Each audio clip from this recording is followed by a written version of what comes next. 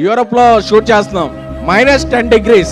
ప్రభాస్ గారు మేము చెప్పాం సార్ ఒక 11 o'clock వరకు కొంచెం చాలా ఇక్కడ ఫ్రీజింగ్ కోల్డ్ ఉంది, మీరు కొంచెం లేట్ వస్తారా అన్న. పర్లేదు డార్లింగ్ వచ్చేస్తాను నేను అని ఆయన 8 o'clock వచ్చి అంత ఫ్రీజింగ్ కోల్డ్ లో కూడా ఆయన స్టెప్పులు వేశారు. డార్లింగ్ మీరు పర్లేదు కదా, లేట్ డార్లింగ్, నా ఫ్యాన్స్ చాలా మిస్ అవుతున్నారు నన్ను ఈ మధ్య. ఈ పండగకి వాళ్ళకి పండగ చేసుకోవాలి డార్లింగ్, వాళ్ళకి ఏం కావాలంటే అది ఇచ్చేయాలి. మార్నింగ్ రమ్మన్నా వస్తా, మిడ్-నైట్ అయినా ఉంటా, వాళ్ళకి ఏం కావాలో నేను చెయ్యాలి అంతే అని చెప్పారు. దట్ ఈజ్ ప్రభాస్ గారు.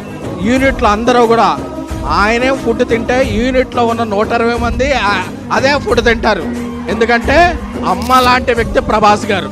ఆయనకి తారతమ్యాలు తెలియవు, భేషజాలు తెలియవు, తానేంటో కింద ఉన్న వ్యక్తి కూడా అదే అని నమ్మే ఏకైక వ్యక్తి ద రెబల్ స్టార్ ప్రభాస్ గారు.